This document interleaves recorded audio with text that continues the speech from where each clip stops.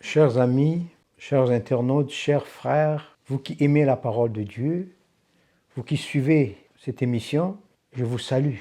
Aujourd'hui, nous allons parler encore une fois de la parole de Dieu, mais nous allons vraiment parler sur Jésus.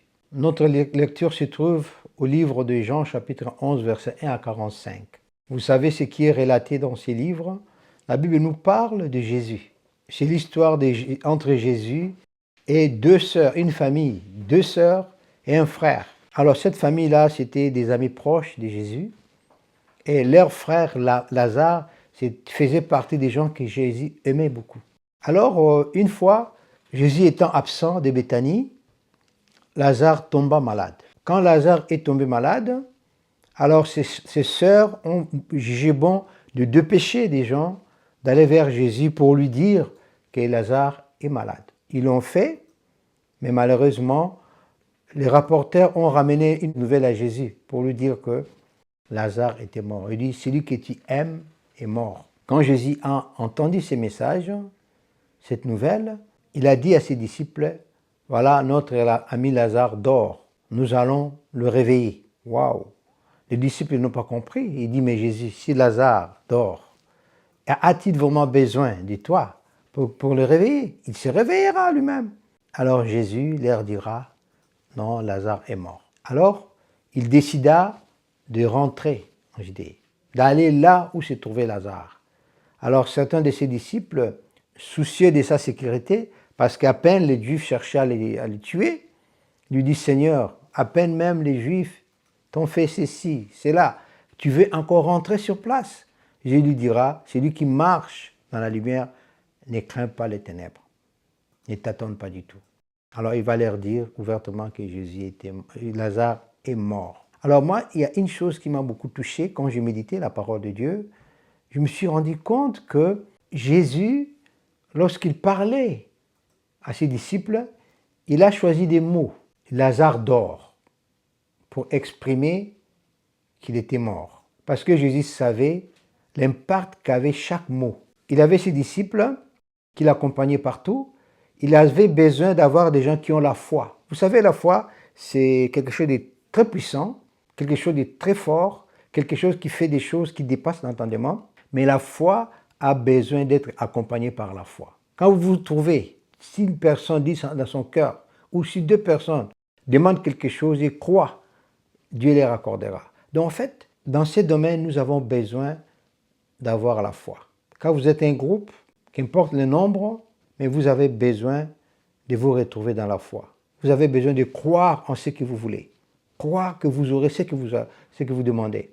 Alors Jésus voulait que la foi de ses serviteurs, de ses disciples soit active, que leur foi soit activée. Voilà pourquoi il a choisi le mot « dormir ». Vous savez, notre attitude est définie et déterminée aussi à travers ce que nous entendons. C'est-à-dire la réaction que nous aurons dépend aussi de ce que nous entendons. L'homme ne réagit qu'en fonction de ce qu'il entend. Donc c'est très important. Donc il a fallu choisir des mots qui permettraient aux disciples de ne pas faillir dans leur foi. Vous savez, quand quelqu'un meurt, c'est fini. La messe est dite, c'est fini. Alors Jésus a parlé de l'euphémisme, a utilisé l'euphémisme pour garder la foi de ses disciples active, pour garder cette foi-là au bon niveau. Parce que là où il y a la foi, là où la foi est active, là où la foi est agissante, là où la foi est vraiment ferme, eh bien, Dieu fait de grandes choses. Alors ainsi, les disciples acceptèrent de partir avec Jésus jusqu'à Béthanie. Pendant ces temps, pendant que Marthe et Marie attendaient Jésus pour qu'il vienne guérir leur frère, Jésus n'a pas répondu à leur invitation à temps. Donc, Lazare fut mort et on l'enterra. On l'a mis au sépulcre. Donc, le Lazare que Jésus connaissait, son ami, n'était plus ce Lazare-là, mais il est devenu un cadavre. Et lorsque Jésus fut arrivé près de Béthanie, il n'est pas entré directement au village, il était dans un coin. Et en insufflant l'une des sœurs que Jésus est là. Oh là là, elle a couru secrètement quand elle a vu Jésus, il dit, Seigneur, si tu eusses été ici, mon frère ne serait pas mort. Marie croyait fermement que si Jésus était là, son frère ne serait pas mort. Donc, pour elle, c'était une question de distance. Or, nous savons que notre Dieu, la distance ne peut pas empêcher Dieu d'agir. Quelqu'un peut être en Afrique, quelqu'un peut être au bout du monde. Si on croit, on prie pour la personne, Dieu agit. Dieu n'est pas limité ni par les temps, ni par l'espace, parce qu'il est Dieu. Alors Marie s'est dit dans sa tête, si le Seigneur était là, mon frère ne serait pas mort. Mais pour le Seigneur, ce n'était pas ça. Ce n'est pas une question de distance. Il est important de comprendre que rien n'est impossible à notre Dieu. C'est la manière dont nous concevons les choses et nous croyons dans notre cœur. C'est de cette manière-là que le Seigneur agira pour nous. Il disait aux gens, ma fille, ta foi t'a sauvée. Qu'il te soit fait selon ta foi. Le niveau de notre foi détermine comment Dieu nous répond. Si nous croyons qu'à l'instant, Dieu va agir, et Dieu agira. Mais nous, on a toujours tendance à vouloir reporter ce que Dieu veut. On sait que Dieu agit, mais quand il vient une situation qui nous dépasse, on a tendance à donner à Dieu nos limites. Or, Dieu n'a pas de limites. Il faut faire attention, il ne faut jamais donner à Dieu nos limites. Si nous sommes limités, Dieu est illimité. Donc, Dieu est tout-puissant. Alors, quand il a parlé, il a dit, si tu crois, celui qui croit en moi, même s'il meurt, il aura toujours la vie. Et celui qui croit en moi ne mourra jamais. Oh là là, ça a fortifié la sœur. Elle a couru voir sa sœur pour lui dire, écoutez, le maître est là. Le maître est là. Alors elle, quand elle a entendu cela, elle s'est mise debout. Elle a couru. Les gens ont couru après elle, pensant qu'elle va aller au sépulcre pour pleurer son frère. Mais quand ils sont arrivés, elle était là devant le Seigneur. Et ce qui est drôle, elle va dire exactement ce que sa sœur a dit. Elle dit à Jésus, Seigneur, si tu eusses été là, mon frère ne serait pas mort. Waouh! Jésus lui dira encore, je suis la résurrection et la vie. Je t'ai dit que si tu crois, tu verras la gloire de Dieu.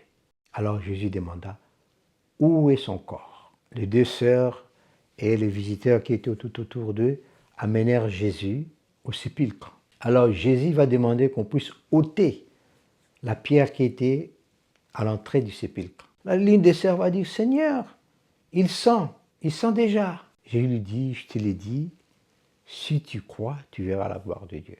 Et sur ces paroles, ils ôtèrent la pierre et Jésus ordonna à Lazare de sortir. Et d'un coup, d'un bond, Lazare sortit du sépulcre lié par des bandes tout autour de son corps. Lazare fut ressuscité. Nous voyons le Seigneur déployer toute sa puissance, la puissance des résurrections. Quelqu'un qui ne pouvait plus vivre, mais le Seigneur l'a ramené à la vie. Quelle leçon tirer? Nous voyons avant Jésus a parlé à Marie et à sa sœur qui devaient croire. Bien-aimés, il est important pour nous, les enfants de Dieu, de comprendre une chose, que dans les domaines du royaume de Dieu, dans le domaine spirituel, toute transaction s'est faite par la foi, passe par la foi. Alors quand nous comprenons cette vérité biblique, nous nous y appliquons. En fait, beaucoup de gens ne prennent pas conscience, ne comprennent pas que la foi, c'est quelque chose que nous devons cultiver, nous devons travailler là-dessus, c'est quelque chose que nous devons exercer constamment pour donner de la vigueur à notre foi, pour voir la foi aller au-delà de tout ce que nous pouvons imaginer. Quand j'étais jeune, à l'école, on nous a parlé de l'histoire de Romulus et Romulus. C'était des deux frères romains. L'un d'eux avait décidé de porter un taureau. Et il a commencé à s'exercer pendant que ce taureau-là était enfant. Et ce taureau-là grandissait avec lui. Il portait. Et bien un jour, dans l'arène, il a porté le taureau devant tout le monde. Le taureau était grand, gras. Mais comme il s'exerçait à les soulever tout le temps, eh bien, un jour, il a soulevé devant tout le monde. Il est rentré dans la gloire à cette époque-là, parce qu'il souleva un taureau. On voit que ce gars-là s'exerçait petit à petit. Il grandissait. Il suivait l'évolution de ces taureaux-là quand il était encore tout petit. Et en faisant cet exercice-là, il parvenait à suivre le poids du taureau, à les soulever, à les soulever, à les soulever, jusqu'à ce que le taureau est devenu gros. C'est exactement avec ce que nous devons faire avec la foi. Nous devons savoir exercer la foi. Une foi qui ne s'exerce pas finira par mourir.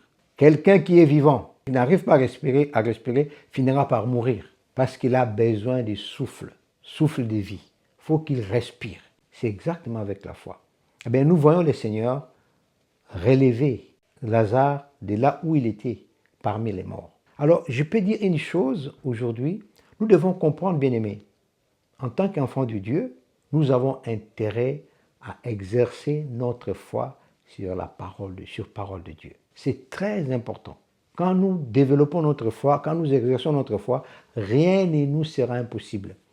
On peut rencontrer des situations difficiles, des difficultés énormes, mais parce que nous avons la foi, eh bien, nous verrons le Seigneur changer les choses. Dans le domaine de la foi, il y a un principe simple. Ce que tu crois, c'est ce qui se fera dans ta vie.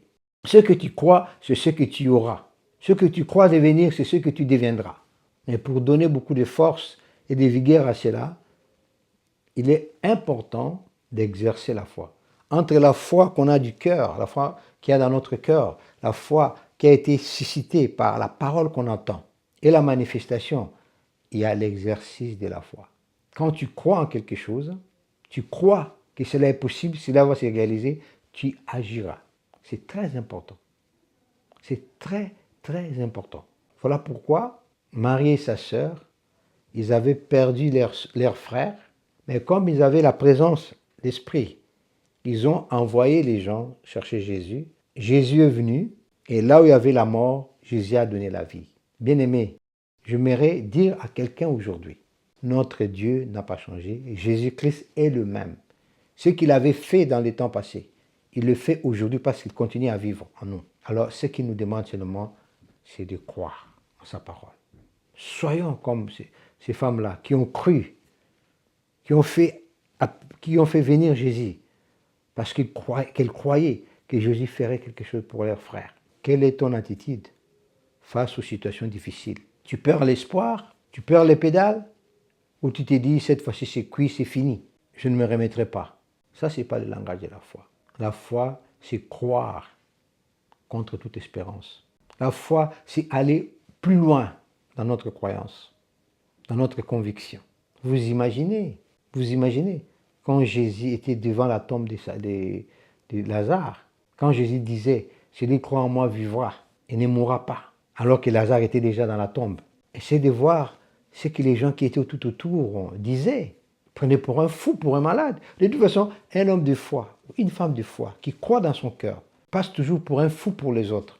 Pourquoi? Parce que en ces moments-là que la personne croit, en fait, dans son cœur, les choses sont claires. C'est-à-dire, ce qui doit arriver existe déjà dans son cœur. Il y croit de tout son cœur. En d'autres termes, les réalités invisibles ou la réalité invisible est devenue réelle et visible dans son cœur.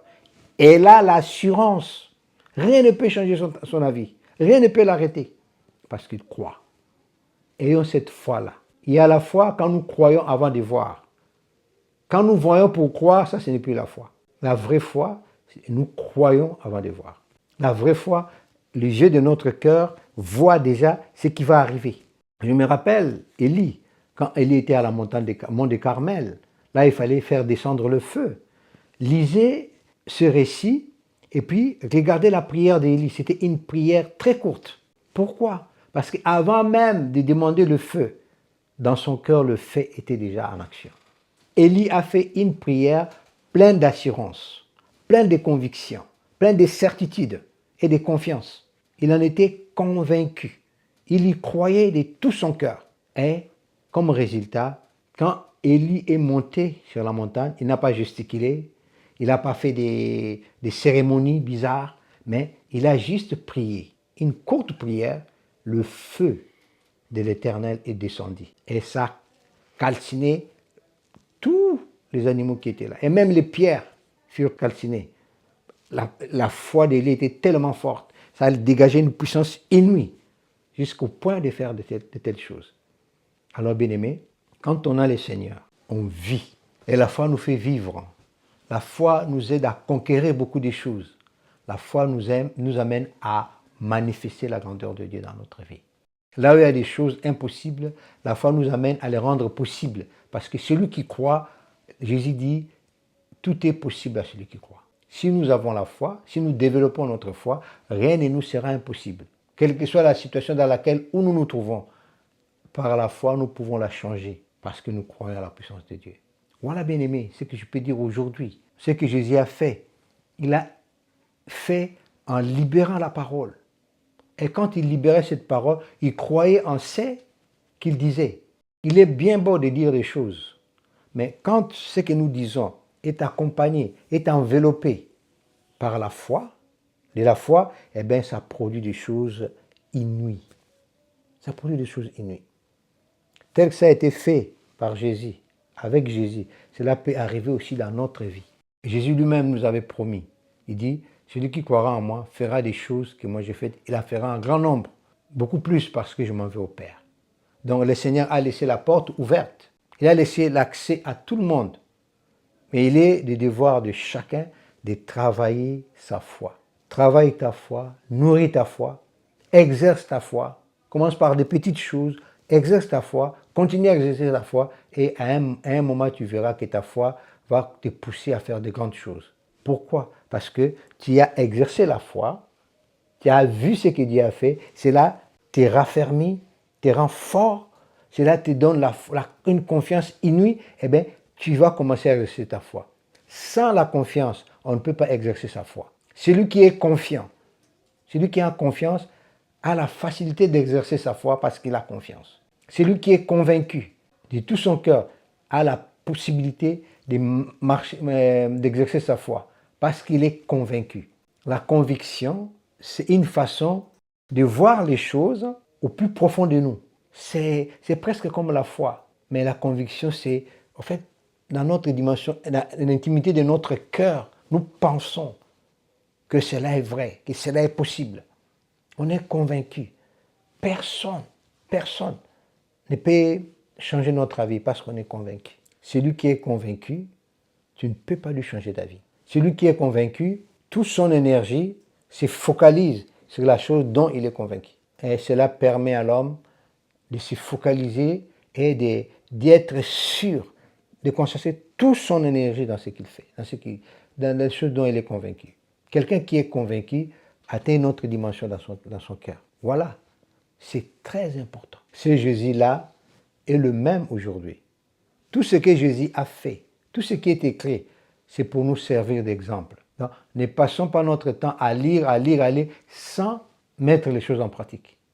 Surtout dans les domaines de la foi, on a besoin d'agir. Tu n'as pas besoin d'avoir une grande foi, mais ne serait-ce que les tout petits que tu as, commence à l'exercer. Tu verras beaucoup de choses plus que ceux qui ont une grande foi, une grande connaissance. Dans ce domaine-là, il n'est ni question de connaissances, ni question de, je sais pas moi, de grandeur de foi, la taille de la foi. Et dans cette question-là, il est question d'exercer. Dans ce domaine-là, il faut justement exercer sa foi.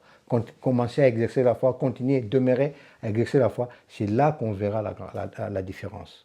Voilà. C'est très important. C'est très important, bien aimé, de comprendre cette vérité. Le monde d'aujourd'hui a besoin des hommes et des femmes qui agissent par la foi. Les gens ont besoin de voir la gloire de Dieu. Les gens n'ont pas besoin des spectacles, des mises en scène. Les gens n'ont pas besoin des stratégies que les gens font. Les gens n'ont pas besoin des subterfuges que les gens mettent en place pour les enchanter. Les gens ont besoin de voir la pure puissance de Dieu, la grandeur de Dieu dans leur vie, voir le Dieu qu'ils servent, le Dieu qu'ils célèbrent, agir dans leur vie, opérer des choses qui dépassent leur entendement. Les gens ont besoin de la gloire de Dieu. Tout ce que les hommes mettent en place ne suffira pas et ne remplira pas le cœur des gens. Il n'y a que Dieu qui peut remplir le cœur de l'homme. Dieu qui peut donner à l'homme ce dont l'homme a vraiment besoin. L'homme a besoin de Dieu. Alors, si nous voulons vivre toutes ces choses dans notre vie, apprenons à exercer notre foi. Nourrissons notre foi, cultivons notre foi et exerçons la foi. C'est ainsi que nous verrons des choses changer dans notre vie. Parce que le Dieu que nous servons est vivant. Il n'y a pas de raison que les hommes et les femmes ne voient pas la gloire de Dieu dans leur vie. Il n'y a pas de raison que les hommes et les femmes ne voient pas ce Dieu qui opérait dans notre temps. Il n'a pas changé. La Bible dit, Jésus-Christ est le même hier, aujourd'hui et éternellement. Il est le Dieu d'éternité. Ce qu'il est, c'est pour l'éternité. Rien ne peut le changer. Mais Dieu veut rencontrer la foi de ses enfants. Dieu veut rencontrer partout. Il veut voir la foi s'élever dans le cœur de ses enfants. C'est alors que Dieu va utiliser cette foi pour faire des grandes choses qui nous dépassent, pour faire avancer son œuvre. Dieu a besoin de notre foi. Voilà, bien-aimés, ce que je peux dire aujourd'hui. Il est important. Vous savez, quand on croit, quand on a la foi, tout se réalisera. Quand on a la foi, quelle que soit la situation dans laquelle nous nous trouvons, Dieu agira. Dieu glorifiera son nom. Dieu aime là où il y a la foi. Quand l'homme croit, il envoie à Dieu une image. Parce qu'en fait, Dieu lui-même, c'est le plus grand homme de foi qui existe. Il a tout fait par la force de sa foi et de sa puissance. Sa parole fut accompagnée d'une foi énorme qui a amené à la manifestation des choses qui n'existaient pas. Ce Dieu-là n'a pas changé jusqu'au présent, il est le même. Et tous ces enfants qui arrivent à croire de cette manière, ils vivent la puissance de Dieu. L'impossible ne fait pas partie de leur vie. Et dans leur cœur, tout est possible parce qu'ils ont Dieu. Voilà pourquoi, bien-aimés, Marie et sa sœur, qu'ils avaient perdu leur frère, mais quand ils ont vu Jésus venir, l'espoir était revenu. Elles ne pensaient pas à la guérison, elles ne pensaient pas à la résurrection. Elles ont eu la résurrection de leur frère. La foi a ramené leur frère. Il a quitté là où le séjour des morts, il est revenu à la vie. Et si nous avons la foi, comme eux, nous ramènerons beaucoup de choses. Beaucoup de choses qui n'ont pas marché. Mais parce que nous mettons la foi, nous exerçons la foi, les choses vont commencer à marcher. Parce que notre Dieu est grand. Notre Dieu est tout-puissant. Voilà, bien-aimés, soyons comme les deux sœurs. Avançons comme ces deux sœurs-là, dans leur vie de tous les jours. Gardons la foi. Et quand il faut exercer la foi, exerce ta foi. Il y a un temps pour prier, mais il y a un temps aussi pour exercer la foi. Et quand c'est le moment d'exercer la foi, lance-toi, exerce ta foi et tu verras les résultats. Dieu ne ment pas aux résultats parce qu'il est Dieu. Et Dieu aime ceux qui relèvent les défis, ceux qui croient, qui agissent comme Dieu leur demande. Et Dieu glorifie son nom dans leur vie, dans le nom de Jésus. Il n'y a aucune chose sur terre qui peut manifester la gloire de Dieu dans ta vie si ce n'est la foi. Prends soin de ta foi, développe ta foi, exerce ta foi et tu glorifieras Dieu. Dieu sera toujours présent au rendez-vous. Dans le nom puissant de Jésus. Amen.